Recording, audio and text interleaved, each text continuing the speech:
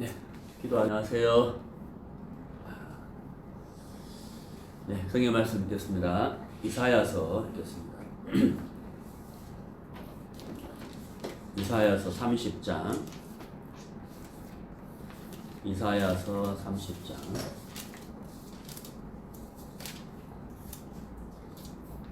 네, 이사야서 30장 18절부터 26절까지 읽겠습니다. 18절부터 26절. 그러나 여호와께서 기다리시나니 이는 너희에게 은혜를 베풀려 하시며 일어나시리니 이는 너희를 긍휼히 여기려 하심이라. 대저 여호와는 공의의 하나님이시라. 무릇 그를 기다리는 자는 복이 있도다. 시온에 거하며 예루살렘에 거하는 백성아, 너는 다시 통곡하지 않을 것이라. 그가 너희 부르짖는 소리를 인하여 내게 은혜를 베푸시되 들으실 때에 내게 응답하시리라. 주께서 너희에게 환난의 뜻과 고생의 물을 주시나 내 스승은 다시 숨기지 아니하시리니 내 눈이 내 스승을 볼 것이며 너희가 우편으로 치우치든지 좌편으로 치우치든지 내 뒤에서 말소리가 내 귀에 들려 이르기를 이것이 정론이 너희는 이리로 행하라 할 것이며 또 너희가 너희 조각한 우상에 입힌 은과 구워 만든 우상에 올린 금을 더럽게 하여 불결한 물건을 던진같이 던지며 이르기를 나가라 하리라. 내가 땅에 뿌린 종자에 주께서 비를 주사 땅 소산의 곡식으로 살찌고 풍성케 하실 것이며 그날에 너희의 가축이 광활한 목장에서 먹을 것이요 밭가는 소와 어린 나귀도 키와 유키창으로 까부르고 맛있게 한 먹이를 먹을 것이며 크게 살육하는 날 망대가 무너질 때에 각 고산 각 줄령의 개울과 시냇물이 흐를 것이며 여호와께서 그 백성의 상처를 사매시며 그들의 맞은 자리를 고치시는 날에는 달빛은 햇빛 같겠고 햇빛은 7배가 되어 7날 햇빛과 같으리라. 26절 말씀까지 읽습니다. 네, 오늘 우리 이사야 30장 말씀을 통해서 하나님을 기다리는 자 이런 주제로 말씀을 나누도록 하겠습니다. 하나님을 기다리는 자.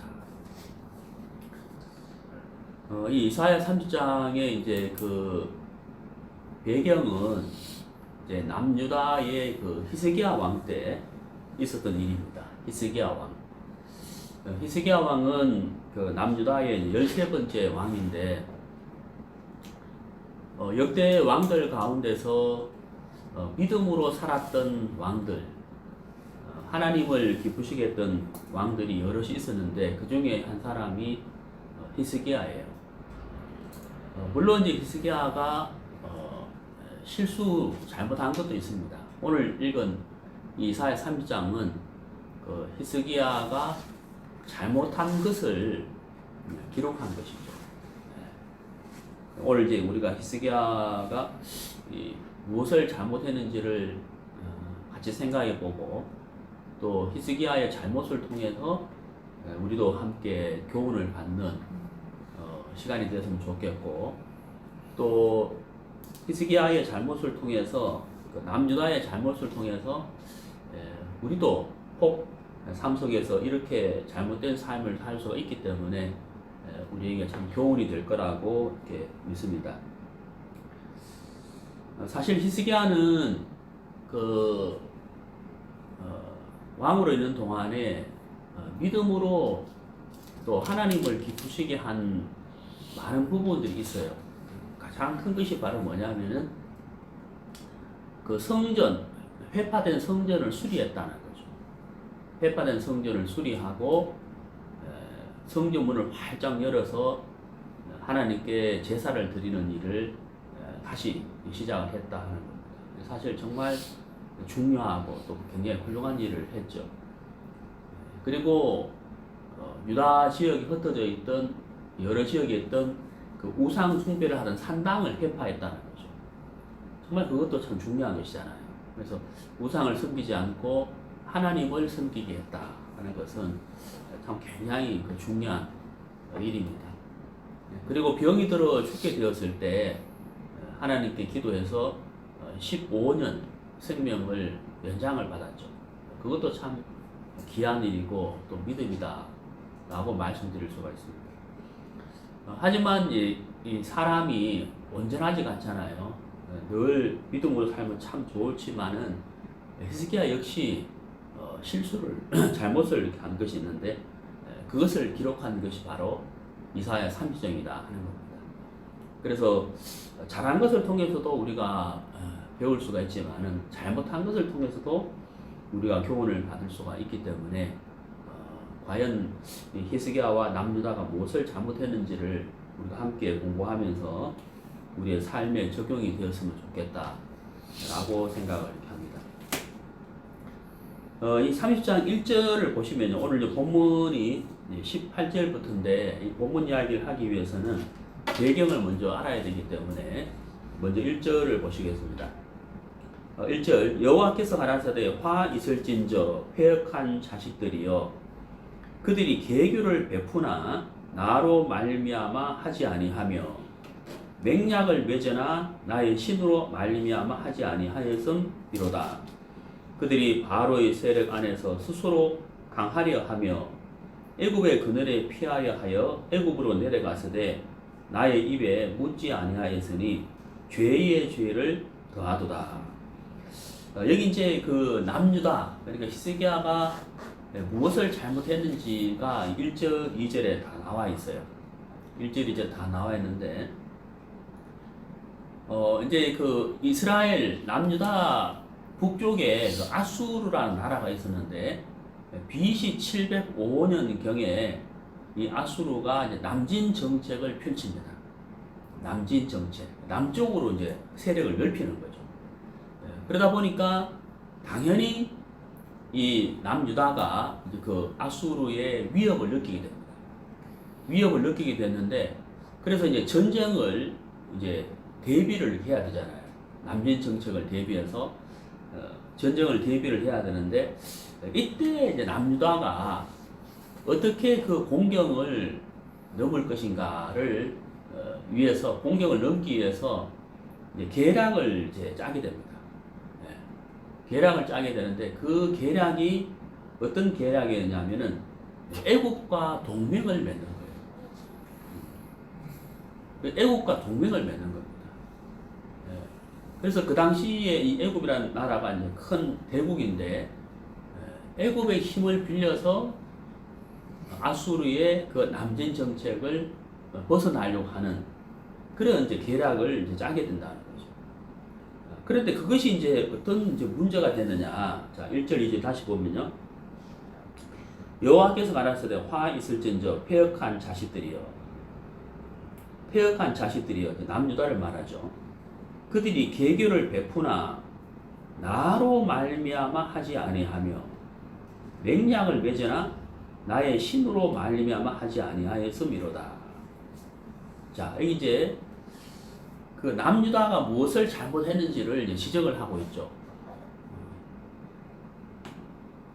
나의 신으로 말미암아 하지 아니하였다. 나로 말미암아 하지 아니하였다. 그러니까 남유다가 애국과 맹약을 아수르의 남진 정책을 피하기 위해서 애국과 이제 맹약을 맺게 되는데 계교를 베풀게 되는데 그것이 하나님으로 말미암아 된 것이 아니다 하는 것을 지적하고 있죠. 그리고 그들이 바로의 세력 안에서 스스로 강하려 하며 애굽의 그늘에 피하려 하여 이렇게 돼 있죠. 애굽으로 말미암아 아수르의 그 남진 정책에서 벗어나려고 했다.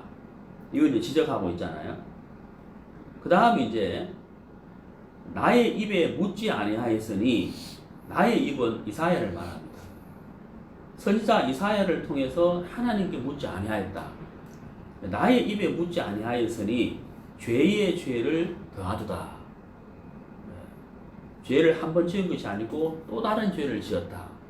이렇게 지적을 하고 있습니다. 그래서 3절에 보면 그러므로 바로의 세력이 너희의 수치가 되며 애굽을 통해서 도움을 받으려고 했는데 오히려 애굽으로 인해서 수치를 당할 것이다. 도움을 받기는커녕 수치를 당할 것이다. 애굽의 그늘의 피함이 너희의 수욕이 될 것이라. 같은 말이죠. 네. 그래서 4절에 그 방백들이 소한에 이르렀고 그 사신들이 하네스에 이르렀으나, 여기 소한과 하네스는 애굽의 도시를 말합니다. 그러니까 이제 그 남유다의 사신들이 애굽의 도움을 얻기 위해서 이제 애굽의 도시에 이제 도착을 해서 이제 맹약을 맺게 되는 것을 말을 하는데, 애굽에 도착을 해서 맹약을 맺는다 할지라도 5절에 그들이 다 자기를 유익하게 못하는 민족을 인하여 수치를 당하리니, 오히려 애굽에게 도움을 받는 것이 아니고 수치를 받게 될 것이다 하는 것을 말씀을 하고 있습니다. 자, 그래서 정리를 이렇게 해보면은 남유다가 무엇을 잘못했느냐 하는 것이죠. 1절, 2절에 이렇게 나와 있습니다만은, 남유다가 잘못한 것이 이제 무엇이냐면, 이제 첫 번째는 하나님으로 말미암아 하지 않았다. 다시 말씀드리면 하나님의 인도를 받지 않았다 하는 것이죠. 하나님의 인도를 받지 않고 인간적인 계략으로 아수리의 남진 정책에서 벗어나려고 했다 하는 거죠. 그래서 이제 두 번째는 바로 애굽을 의지했다는 거죠. 하나님의 인도를 받지 않으니까 당연히 사람과 권력을 의지할 수밖에 없잖아요. 그래서 애굽을 의지했다 하는 겁니다. 그 다음에 이제 세 번째는 하나님께 묻지 않았다. 사실 이제 같은 말인데 1절, 2절을 보면서 정리를 해보면은 하나님의 인도를 받지 않았다. 하나님으로 말미암아 한 것이 아니었다. 그리고 두 번째는 애굽을 의지했다. 그 다음에 세 번째는 하나님께 묻지 않았다. 나의 입에 묻지 않았다. 물론 여기 나의 입 이사야를 말하는데, 그 이사야를 통해서 하나님께 묻지 않았다. 이렇게 정리를 이렇게 할 수가 있습니다. 그래서 우리가 이 부분을 하나하나 생각을 해보도록 하겠습니다. 먼저 애굽을 의지했다 하는 겁니다. 이 애굽을 의지했지만 오히려 애굽을 통하여 수치를 받게 될 것을 하나님이 이제 말씀을 하고 있죠. 우리가 이제 참 신앙생활을 이렇게 하면서 그 하나님으로 말미암지 아니한, 하나님의 인도를 받지 아니한 그 사람으로 말미암아 되는 것, 사람을 의지하고 또 권력을 의지하는 것이 정말 그 하나님이 참 불편하게 생각하시는 것이다, 하나님이 기뻐하지 않는 것이다 하는 것을 알 수가 있습니다. 그런데 이제 여기 남유다 히스기야가 그 아수리의 남진 정책을 어떻게 벗어나려고 했느냐 하면, 바로 하나님의 인도를 받지 않고 하나님께 묻지 않고 이제 애굽을 의지했다 하는 것이죠. 이 부분을 우리 하나하나 좀 생각해 보도록 하겠습니다. 우리 시편 147편을 보도록 합시다.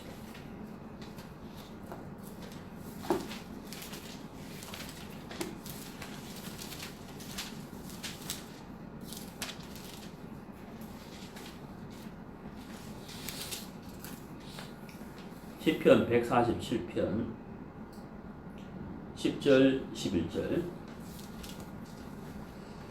여호와는 말의 힘을 즐거워 아니하시며 사람의 다리도 기뻐 아니하시고 자기를 경외하는 자와 그 인자하심을 바라는 자들을 기뻐하시는 도다.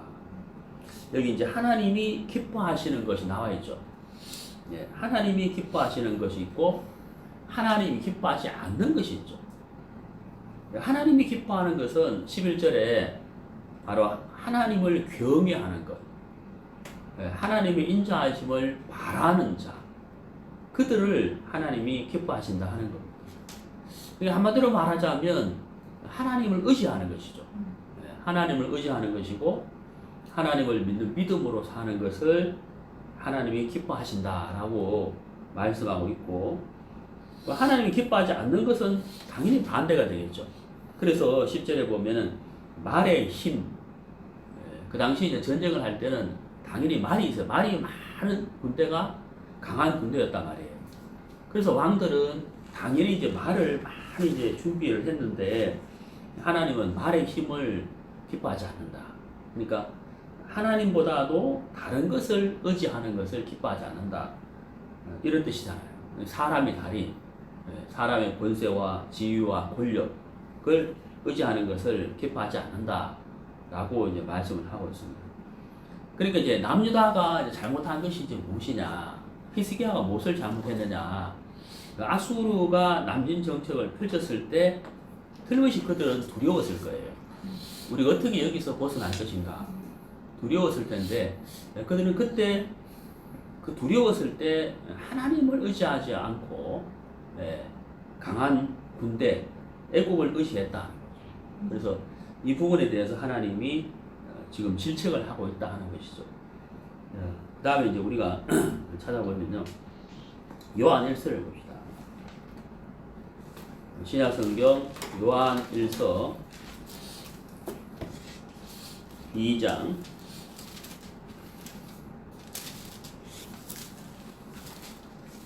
15절.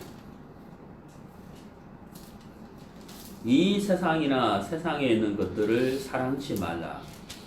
누구든지 세상을 사랑하면 아버지의 사랑이 그 속에 있지 아니하니. 이는 세상에 있는 모든 것이 육신의 정욕과 안목의 정욕과 이생의 자랑이니 다 아버지께로 쫓아온 것이 아니요 세상으로 쫓아온 것이라. 이 세상과 그 정욕도 지나가되 오직 하나님의 뜻을 행하는 이는 영원히 거하느니라. 자, 여기 이제 16절에 보면은 육신의 정욕, 안목의 정욕, 이생의 자랑 이렇게 나오죠. 우리가 창세기 3장에 그 에덴 동산에서 아담과 하와가 선악을 알게 하는 실과를 따먹게 됩니다. 하나님의 말씀을 아담과 하와가 먼저 들었는데 마귀가 아담과 하와에게 그 말씀에 대하여 불신을 넣으면서 하와가 선악을 알게 하는 실과를 이렇게 쳐다보게 되죠. 그 쳐다보게 되면 보암직했다라고, 먹음직하고 보암직했다라고 되어 있거든. 그 다음에 지혜롭게 할 만큼 탄스러운 열매인지라 이렇게 되어 있잖아요. 그러니까 먹음직했다, 그게 바로 여기 16절에 나와 있는 육신의 정욕이잖아요. 보암직했다, 안목의 정욕이잖아요. 그 지혜롭게 할 만큼 탄스러운 열매인지라, 그게 이제 바로 이생의 자랑이라는 거죠. 그러니까 그 마귀가 말씀에 대한 불신을 하와에게 집어넣고 그 하와가 불신을 갖고 선악과를 봤을 때 그렇게 보였다는 거예요. 그런 것처럼 마귀도 우리에게 말씀에 대한 불신을 집어넣고 욕망을 넣은 다음에 우리가 이제 세상의 것들을 보면은 다 이렇게 보인다는 거예요. 육신의 정욕과 안목의 정욕과 이생의 자랑으로 보인다는 거예요. 그래서 이것을 쫓아가면 정말 우리 인생을 행복하게 할 것처럼 마귀가 착각을 일으킨다. 네. 그래서 이제 창세기 13장에 보면 아브라함과 롯의 생애를 보면은 롯이 아브라함을 떠날 때도 역시 요단들이 에덴 동산처럼 물이 넉넉하고 너무 좋았단 말이에요. 정말 그것이 요단들이 그 롯에게 행복을 가져다 줄 것처럼 보였지만 사실 창세기 19장에 가보면은 롯이 완전히 망해버리잖아요. 그러니까 우리가 눈에 보이는 것을 따라갈 수 있는 사람이에요. 우리는 눈에 보기에 좋은 것을 따라가는 사람이라는 거죠. 그래서 우리는 여기서 무엇이 필요하냐는 거죠. 무엇이 필요하냐? 내가 보기에 좋아 보이고 권력이 있고 힘이 있어 보이지만 우리 이사야 30장 오늘 본문 1절에 보면은 나로 말미암지 아니하고 나의 신으로 말미암지 아니하고 이렇게 돼 있잖아요. 그러니까 중요한 것은 어떤 힘과 권력 내 눈에 좋아 보인다 할지라도 그것이 하나님으로 말미암아 된 것이냐 하는 거예요. 그것을 우리가 점검을 해야 된다. 성령으로 말미암아 된 것이 아니라면 우리가 그것을 쫓아가는 것이 하나님을 기뻐하는 것이 아니다. 반대로 우리 보기에는 정말 아닌 것 같고 우리 생각이 아닌 것 같고 초라하게 보이고 내가 이렇게 하면 안 될 것 같아도 만약에 그것이 하나님으로 말미암아 된 것이라면 당연히 우리가 하나님을 쫓아가는 것이 신앙이고 믿음이겠죠. 그러니까 남유다가 왜 잘못을 했느냐? 그 당시 애굽이 강한 나라였는데 아수르의 남진 정책을 막을 수 있는 유일한 나라는 애굽이라고 생각을 했을 거라는 거예요. 큰 권력을 의지하면 그들이 아수르를 막을 수 있을 거라고 생각을 했다는 거예요. 근데 이사야 31장 1절에서 말씀하셨지만은 나의 신으로 말미암아 되지 아니하며 나로 말미암아 되지 아니하며라고 지적했잖아요. 그러니까 하나님으로 말미암아 된 것이 아니었기 때문에 하나님이 기뻐하지 않으셨다, 불편해 하셨다 하는 것을 볼 수가 있습니다. 우리가 우리 삶 속에서도 이 남유다나 히스기야처럼 우리가 이런 잘못을 하기가 정말 쉬운 사람들이거든요. 그래서 우리가 참 세밀하게 주민하게 생각하고 다시 한번 또 점검해보고, 그래서 정말 내가 하나님을 의지하느냐 하는 것을 우리 자신을 돌이켜 봐야 되고 또 깊이 생각을 해봐야 된다 하는 것이죠. 하나님을 의지하지 않는 것 자체를 하나님이 기뻐하지 않기 때문에 우리가 정말 곰곰이 깊이 생각을 해야 한다 하는 것이죠. 자, 그 다음에 이제 다시 본문을 가보면요. 본문에다 표를 해놓으세요. 이것저것 하려니까. 자, 이사야 30장 1절 중반 부분에 보시면 그들이 바로의 세력 안에서 스스로 강하려 하며 애굽의 그늘에 피하려 하여 애굽으로 내려갔을 때, 거기 이제 애굽의 그늘 하는 그늘이란 말이죠. 네, 그늘. 애굽의 그늘. 우리가 참 낮에 요즘 많이 덥잖아요. 28도, 뭐 때로는 30도 더워가는데, 더워졌는데, 그 덥지만 그늘에 딱 가면 어때요? 좀 시원하잖아요. 아유, 시원하다. 거기다 바람까지 불어주면은, 아, 참 시원하다. 이러잖아요. 땀을 식힌다 그러잖아요. 우리가 여기서 그늘이란 말은 이제 우리가 이제 안식한다, 쉬는 곳을 의미하는 거잖아요. 우리가 찬송가에 보면은 십자가 그늘 밑에 나시기 원하네 하는 찬송이 있잖아요. 십자가 그늘 밑에 나시기 원하네. 우리가 이제 그늘에 가서 더위를 식히는 것처럼 우리가 정말 우리 삶 속에 참된 안식은 어디에서 오는 것이냐? 애굽의 그늘, 애굽의 권세 아래, 애굽의 그늘에 가면 정말 이 남유다가 안식을 얻을 수 있느냐? 아니라는 거죠. 왜? 하나님이 기뻐하는 것이 아니고 하나님으로 만유가 된 것이 아니기 때문에 애굽의 그늘에 간다고 해서 쉴 수 있는 것이 아니라는 거죠. 근데 아까도 말씀드렸지만 사람이라는 것이 눈에 보기에 좋은 것을 쫓아가게 되어 있단 말이에요. 그러니까 눈에 보기에 애굽이 큰 권세와 강한 군대를 갖고 있기 때문에 남유다의 남진 정책을 막을 수 있을 거라고 생각을 했는데 정작 그들에서 쉬는 것이 아니고 오히려 수치를 당하게 된다는 거예요. 예.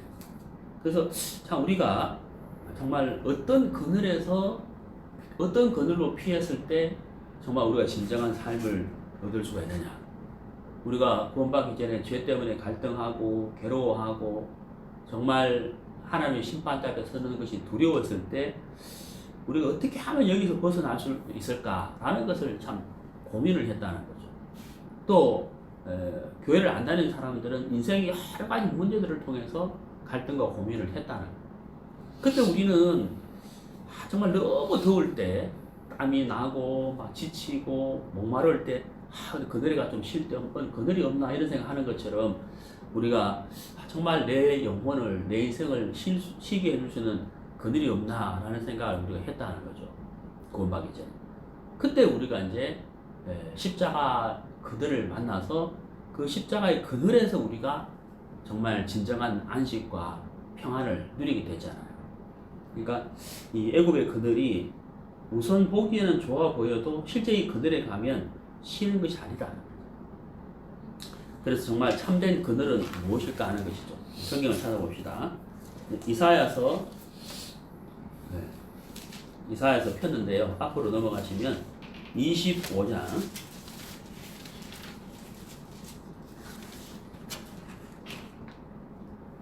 이사야 25장 4절 주는 포악자의 기세가 성벽을 충돌하는 폭풍과 같을 때에 빈궁한 자의 보장이시며 환난 당한 빈핍자의 보장이시며 폭풍 중에 피난처시며 폭양을 피하는 그늘이 되셨사오니. 그렇죠. 여기 이제 정말 그 하나님이 포악자의 기세가 강한 군대가 성벽을 넘어뜨리려고 온다고 할 때에 이런 뜻이잖아요. 그러니까 아수르가 남진 정책을 펼치는 것과 같은 거잖아요.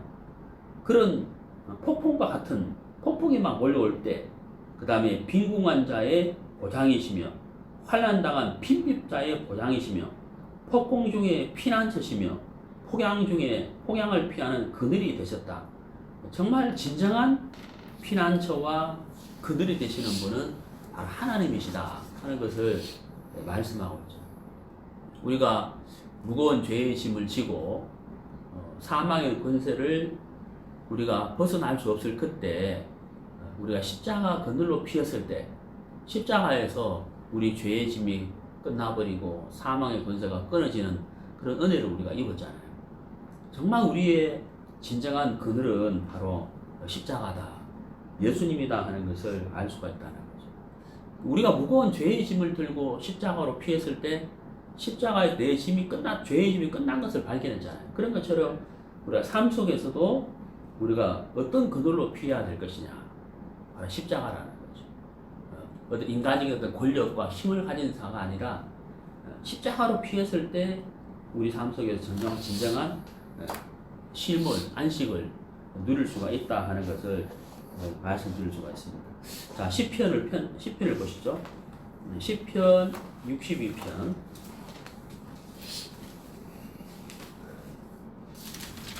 시편 62편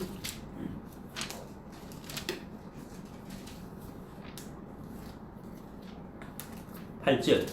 시편 62편 8절. 백성들아, 시시로 저를 의지하고 그 앞에 마음을 토하라. 하나님은 우리의 피난처시로다. 자, 여기 이제 하나님은 우리의 피난처다 이렇게 돼 있잖아요. 피난처다, 그늘이다 이 말이잖아요. 근데 이제 실제적으로 하나님과 우리가 마음에서 이렇게 만나서 실제적으로 내 마음의 짐을 하나님께 넘기고, 우리는 하나님이 그늘이 되어주시고 피난처가 되는 것을 실제적으로 느끼고 누려야 되잖아요. 그걸 어떻게 해야 되느냐. 여기 8절에 보면요, 시시로 저를 의지하고 그 앞에 마음을 토하라 이렇게 되어 있죠.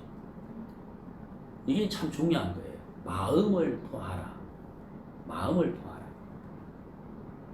요한복음 4장에 보면은 예수님께서, 특히 요한복음은 예수님이 개인 전도를 이렇게 잘 기록을 자세히 해놨잖아요.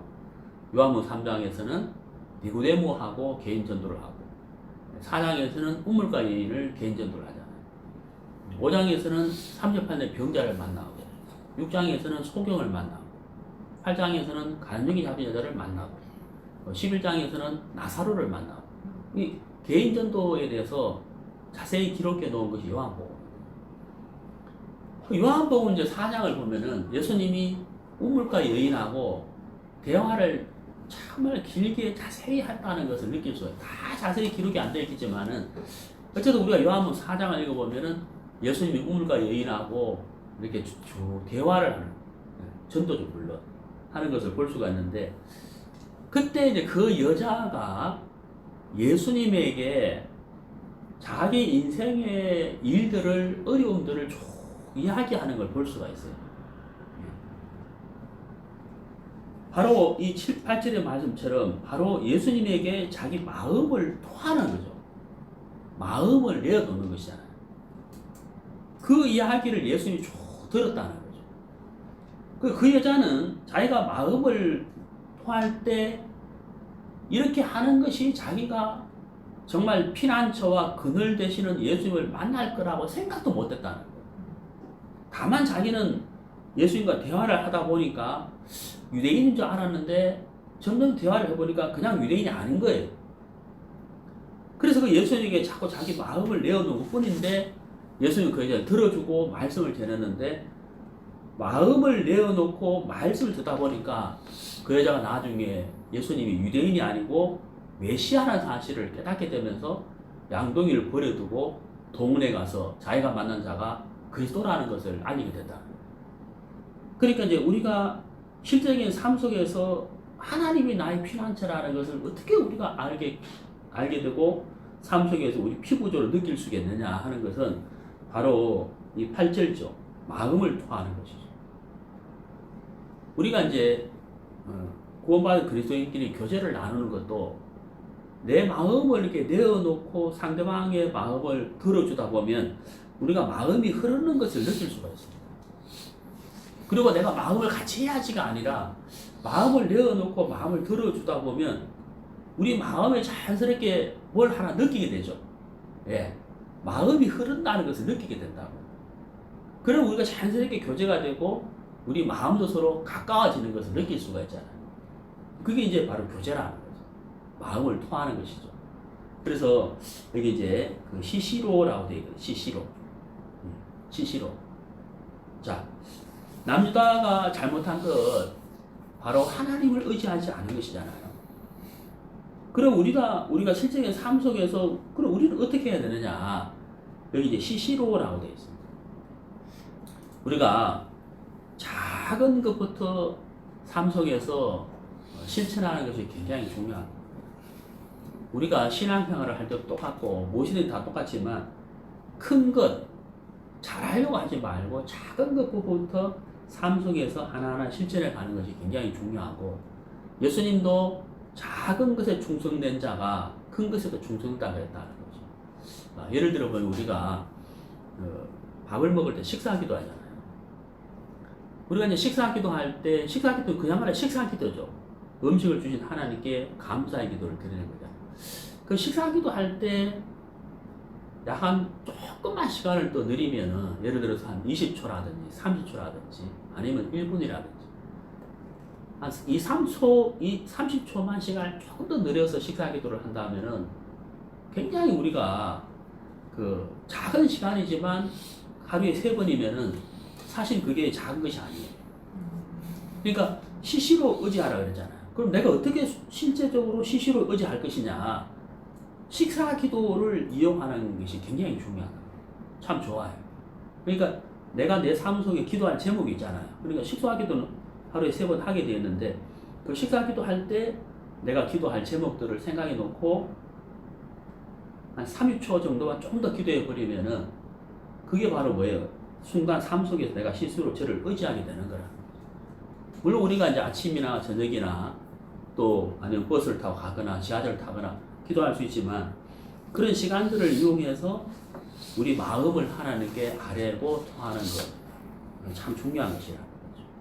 그러니까 하나님은 사람의 다리를 기뻐하지 않고 말의 힘을 기뻐하지 않고 하나님의 인자하심을 바라는 자를 기뻐한다고 그러잖아요. 그래서 우리 실질적인 삶 속에서 구체적으로 그런 시간들을 통해서 우리 마음을 시시로 토하고 하나님을 의지하는 것이 굉장히 중요하다는 것이죠.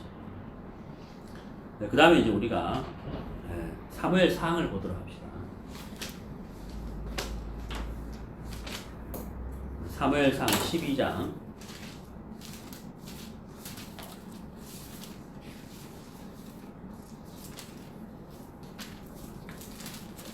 사무엘상 12장 21절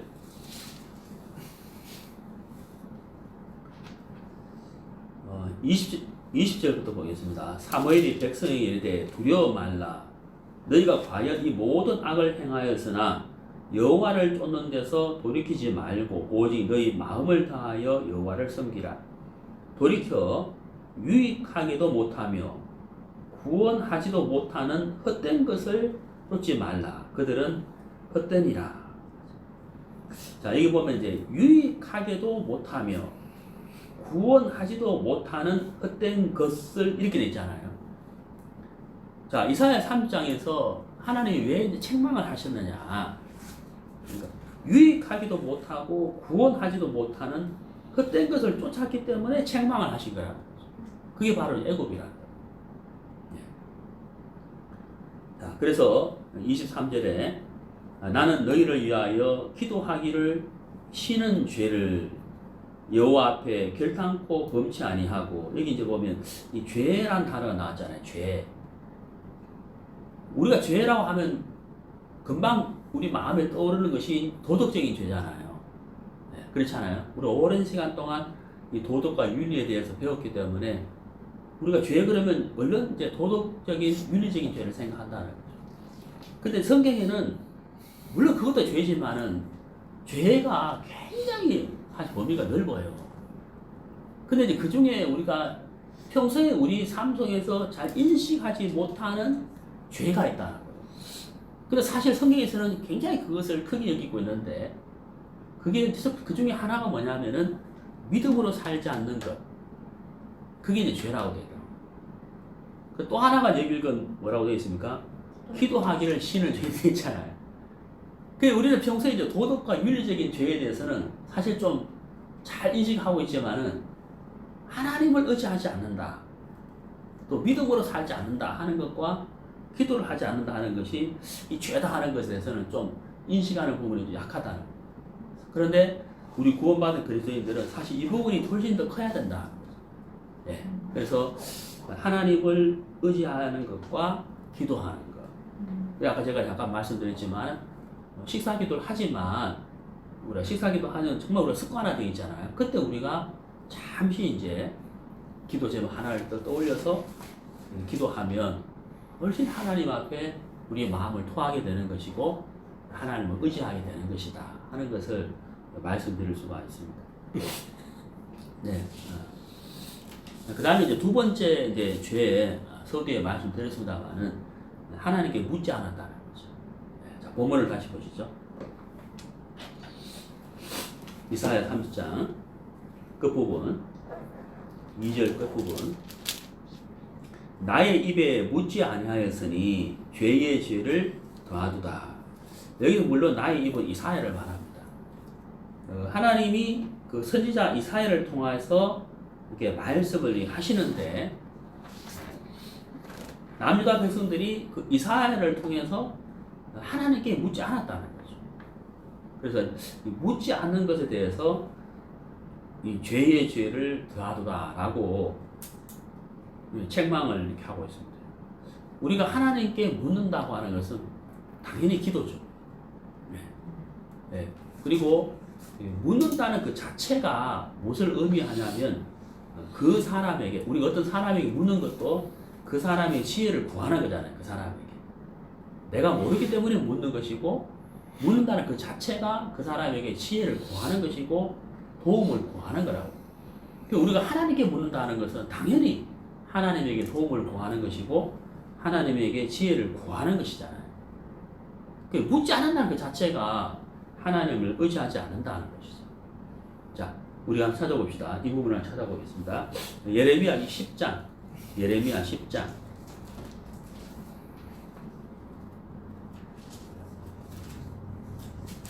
예레미야 10장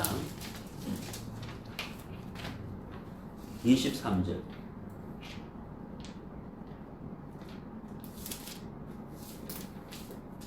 여호와여 내가 알거니와 인생의 길이 자기에게 있지 아니하니 걸음을 지도함이 걷는 자에게 있지 아니하니이다.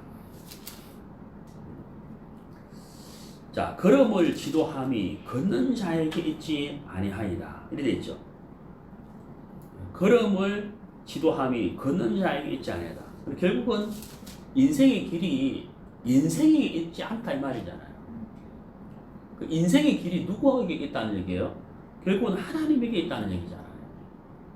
그러므로 우리의 길이 우리에게 있는 것이 아니고 하나님에게 있고 그 걸음을 지도함이 하나님에게 있기 때문에 과연 우리가 누구에게 물어야 할 것이냐? 당연히 우리가 하나님에게 물어야 되는 것이죠. 자, 시편 32편을 보면요. 시편 32편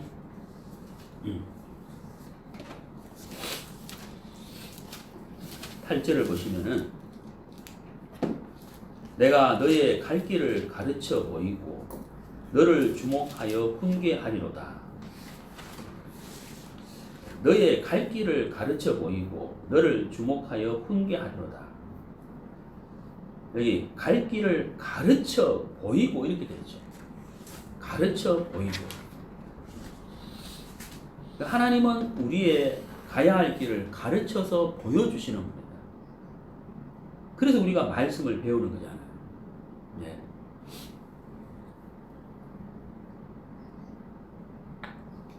자, 그 다음에 이제 이사야서 45장을 보시죠.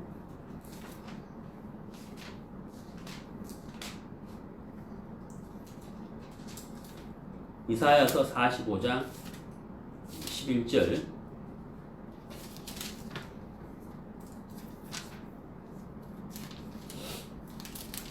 이스라엘의 거룩하신 자 곧 이스라엘을 지으신 여호와께서 가라사대 장래의 일을 내게 물으라. 또 내 아들들의 일과 내 손으로 한 일에 대하여 내게 부탁하라. 자, 이게 이제 물으라 라고 되어 있죠. 물으라. 그 다음에 뭐라고 되어 있습니까? 부탁하라. 물으라. 부탁하라. 이스라엘을 지으신 여호와, 우리 인생을 지으신 여호와, 그분이 장래 일을 물으라 그랬잖아요. 우리 이스라엘의 장래가 어떻게 될 것인지를 물어보라 그랬잖아요. 우리 인생의 장래가 어떻게 될 것인지를 하나님께 물으라, 그리고 부탁하라 이렇게 돼 있잖아요. 네.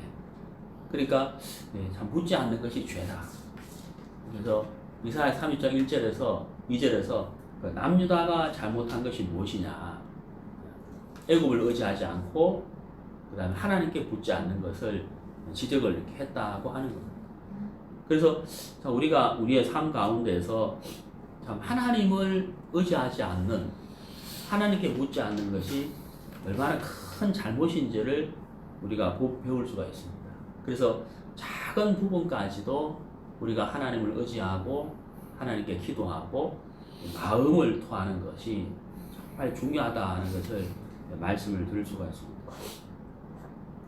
우리가 잘 아는 대로 그 하나님께 묻지 않아서 굉장한 어려움을 당했던 한 사람이 있죠. 한 사람이 있는 게 아니죠.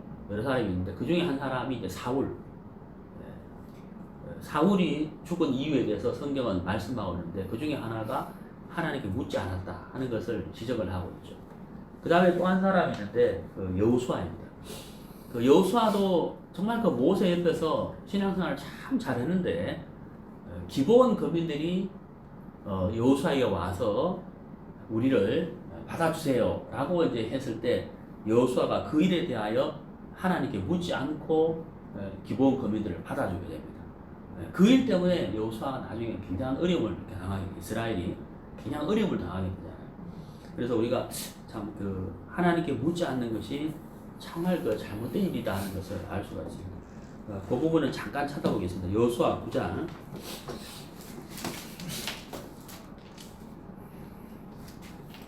여호수아 9장 14절. 무리가 그들의 양식을 취하고 어떻게 할 것을, 그 다음 뭐라고 되어 있습니까? 여호와께 묻지 아니하고 여호수아가 곧 그들과 화친하여 그들을 살리라는 언약을 맺고 회중 족장들이 그들에게 맹세하였더라. 그리고 여호수아가 이스라엘 백성들이 끌고 가나안 땅을 이렇게 점령에 들어갈 때 계속해서 전쟁을 하잖아요. 계속 전쟁을 하는데 이 기본 거민들이 우리도 여기 이렇게 있다가는 멸망당하겠다, 두려움을 느끼고 살 수 있도록 어떻게 하면 살까 하고 이제 꾀를 쓰잖아요.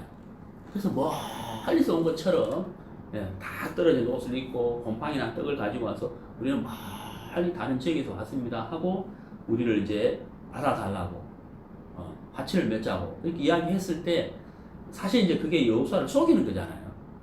근데 여호수아는 그걸 몰랐어요. 근데 여호수아는 결정적인 잘못이 뭐였느냐 하면 바로 14절에 이들을 어떻게 해야 될지를 하나님께 물어야 되는데 묻지 않았다는 거죠. 그래서 이 기본 사람들에게 쏙 넘어가 버린 거잖아요. 나중에 이제 그것이 이제 이들이 괴락을 꾸몄다는 것을 알게 되는데 이미 늦어버렸죠. 하나님은 그 부분을 지적을 하고 계신다. 그래서 우리가 참 하나님께 묻는 것, 묻지 않는 것 정말 중요한 것이다 하는 것입니다. 바로 이사야 32장에서 하나님이 책망하시는 것이, 남유다를 책망하는 것 중에 하나가 묻지 않은 것을 책망하고 그것을 죄의 죄를 더하였다라고 말씀하고 있다. 자, 그래서 오늘 이제 이 두 가지 잘못을 통해서 우리가 좀 생각을 해볼 건데, 우리도 역시 이런 잘못을 행하잖아요. 잘못을 할 수 있죠. 근데 이 이사야 3장을 읽어보면은 전반부에 남유다의 잘못에 대해서 지적을 하고 책망을 했어요.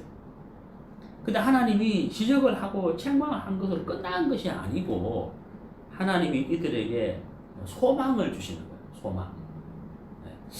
우리가 이 부분을 보면은 정말 하나님이 사랑의 하나님이다 하는 것을 다시 한번 느낄 수가 있어요. 그러니까 하나님은 책망을 하는 것이 목적이 아니라 그 책망을 통해서 돌이키게 해서 하나님의 사랑을 나누기를 원하는 거예요. 하나님의 사랑과 은혜를 입혀주기를 원하는 것이 하나님의 근본 뜻이라는 거죠. 책망한 그 이유가. 그래서 이제 오늘 우리가 읽은 본문인데, 자, 여기서 이제 우리가 하나 짚고 넘어갈 것이 있는데요. 뭐냐면 요한 1서입니다. 요한 1서를 보시죠.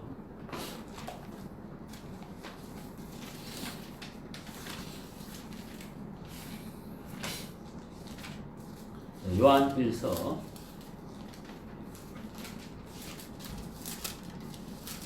2장 1절. 나의 자녀들아, 내가 이것을 너희에게 쓰면 너희로 죄를 범하지 않게 하려 함이라. 만일 누가 죄를 범하면 아버지 앞에서 우리에게 대언자가 있으니 곧 의로우신 예수 그리스도시라. 저는 우리 죄를 위한 화목 제물이니 우리만 위할 건 아니요 온 세상의 죄를 위하심이라. 자, 여기 이제 소망의 말씀이 나오고 있는데 바로 대언자가 있으리라고 되어 있죠. 대언자가 있으리. 자, 남유다가 잘못을 했어요. 그 잘못에 대하여 하나님이 책망을 하셨어요. 그러면 책망으로 끝나느냐? 그게 아니라는 거죠. 책망을 하신 이유는 그들을 잘못해서 돌이키게 해서 하나님의 사랑과 은혜를 나누기를 원하는 것, 신앙이 회복되기를 원하는 것이 하나님의 뜻이라는 거예요. 그럼 우리도 잘못했을 때 어떻게 해야 되느냐? 바로 여기 2장 1절에 대언자가 있으니라고 되죠. 우리에게 대언자가 있다고 했어요. 바로 누구세요? 의로우신 예수 그리스도. 바로 예수님은 우리만 위하는 것이 아니고 온 세상의 죄를 위하심이라고 되어 있다. 그러니까 우리가 하나님 앞에 담대하게 나아갈 수 있는 이유가 뭐냐면 바로 대언자 되신 예수님이 계시기 때문이다. 바로 우리의 피난처이시고 그늘이라는 거죠. 자, 이걸 염두에 두시고 본문을 보겠습니다. 이사야 30장.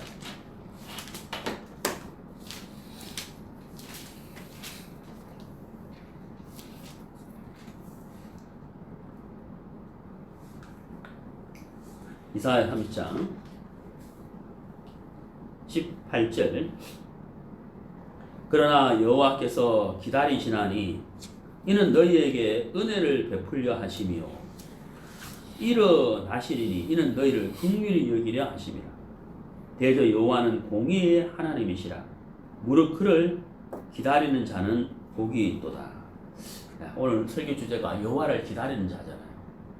자, 여호와 무릇 그를 기다리는 자는 복이 있도다. 자, 우리가 하나님을 기다린다 하는 것이 바로 어떤 것을 말씀하고 있을까요? 자, 32장 1절 2절에서 하나님이 책망하신 이유가 하나님으로 말미암아 된 것이 아니고 애굽을 의지하고 하나님께 묻지 않은 것을 지적을 했다. 우리가 이제 이 기다릴 때가 있잖아요. 은행 가서도 줄을 서도 기다릴 때가 있고 식당 가서도 기다릴 때가 있고. 저는 좀 성질이 급해가지고 기다리는 걸 잘 못해요. 지겨워해요. 기다리는 거. 그 얘기는 누구를 기다리느냐? 하나님을 기다린다라고 되어 있잖아요. 하나님을 기다린다. 우리가 하나님을 기다리려면 우리에게 꼭 필요한 것이 있어요. 그게 뭐겠어요? 자, 히브리서를 찾아봅시다. 히브리서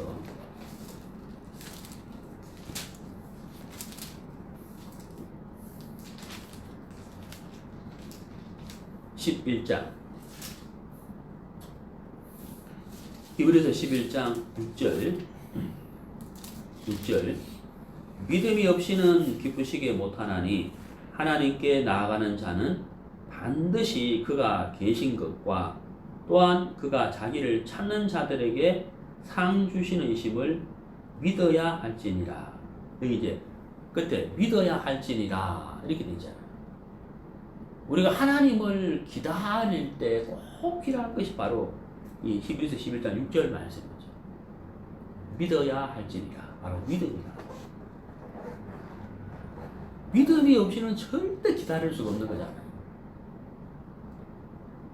왜 남유다가 애굽을 의지했느냐? 하나님을 믿고 기다려야 되는데 기다릴 수가 없는 거죠. 네. 믿음이 없으니까. 정말 하나님 도와주실까? 네. 하나님 정말 도와주실까? 여기에 대해서 분명한 확신이 없기 때문에 못 기다려요. 그러니까 우리가 이런 말 자주 하잖아요. 좀 기다리세요. 그러잖아요. 좀 기다려보세요. 그러니까 기다리면 해결된다는 것을 갖고 말하는 거잖아요. 좀 기다려보세요. 근데 우리가 이제 참 그 믿음이 없을 때는 기다리지 못한다. 그래서 아까 우리 읽었던 18절에 무릇 그를 기다리는 자는 복이 있다 그랬잖아요. 이 복이 있을 수밖에 없는 이유가 믿음으로 기다리면 하나님 일하시기 때문에 그를 기다리는 자가 복이 있다 이렇게 말씀하고 있는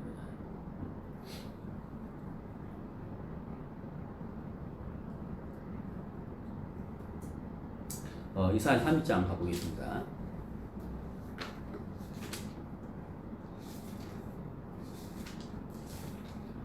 이사야 30장 7절 애굽의 도움이 헛되고 무익하니라. 그러므로 내가 애굽을 가만히 앉은 라합이라 일컬었느니라. 이 라합이라는 말은요, 라합이라는 단어가 어떤 뜻이냐면 거만한 자 이런 뜻이에요. 거만한 자, 가만히 앉은 거만한 자 이런 뜻이거든. 그러니까 이제 애굽의 도움이 헛되고 무익하니 이렇게 돼 있잖아요. 결국은 애굽을 의지했다가 애굽으로 인하여 수치를 당하게 됐다는 거죠. 그래서 자 하나님이 이제 책망을 하시면서 그들에게 소망을 주셔서 마음을 돌이키기를 원하는데 그것이 바로 이제 이 18절부터 26절까지 말씀이라고. 그래서 하나님이 근본 이스라엘 남유다 백성들에게 주시고자 하는 것이 바로 뭐냐면 은혜를 베풀어 주시는 거죠. 근데 문제는 그들이 그 하나님을 기다리지 못하고 애굽을 의지했다는 거죠. 그래서 이제 돌이키라는 거예요. 마음을 돌이키고 하나님이 근본 은혜를 베풀려 하시기 때문에 그를 기다려라. 하나님을 기다리라. 기다리면 하나님 반드시 은혜를 베풀어 주실 거라는 것을 이사야가 이제 말씀하고 있는 것이죠. 19절에 보면 시온에 거하며 예루살렘에 거하는 백성아 너는 다시 통곡하지 않을 것이라. 그가 너의 부르짖는 소리를 인하여 내게 은혜를 베푸시되 들으실 때에 내게 응답하시리라. 자, 여기 19절에 부르짖는 소리를 인하여 은혜를 베푸시되 이렇게 되죠. 부르짖을 때 부르짖으면 은혜를 베푸시고 하나님이 들으시면 응답하신다 라고 되어 있어요. 네. 부르짖으면 은혜 베푸시고 들으실 때 응답하신다 라고 말씀하고 있습니다. 자, 그래서 우리가 이제 하나님을 기다려야 되는데 우리가 하나님을 기다리면 어떻게 될 것인가? 그것은 당연히 하나님이 어떤 분인지를 알면 우리가 기다릴 수 있죠. 하나님은 어제나 오늘이나 내일이나 동일하신 분이잖아요. 그리고 하나님은 시건치 않는 분이라고 그랬죠. 시건이 뭐예요? 먹을 식자 말씀은이잖아요. 하나님이 하신 말씀을 먹는다. 이게 무슨 뜻이에요? 약속을 안 지킨다 이 말이거든요. 그러니까 시건치 않는다는 말은 하나님이 말씀하신 것은 반드시 지킨다 이 뜻이거든요. 그리고 하나님의 말씀은 능력이 있잖아요. 그리고 하나님은 능치 못하심이 없는 분이잖아요. 자, 우리가 이런 것을 안다면 우리는 능히 하나님을 기다릴 수가 있는 거거든요. 하나님을 기다릴 수가 있는 거거든요. 돈이 없는 자가 정말 돈이 없어가지고 밥도 한 끼밖에 못 먹는 사람이 우리한테 기다리면 돈을 1억을 주겠습니다 라고 약속하면 누가 그 사람을 기다리겠어요? 그 사람이 능력이 없다는 걸 아는데 누가 그를 기다리겠냐고. 하나님은 우주 만물을 창조하셨고 우리의 구원자이시고 십자가를 통해서 사랑을 나타내시고 확정하신 분이잖아요. 이스라엘 백성들을 광야 애굽에서 건져내시고 광야 생활을 인도하신 분이 하나님인데 문제는 이스라엘 백성들이 그들을 인도하신 하나님을 잊었기 때문에 그들은 하나님을 기다리지를 못했다는 거예요. 자, 그 위에 이사야 30장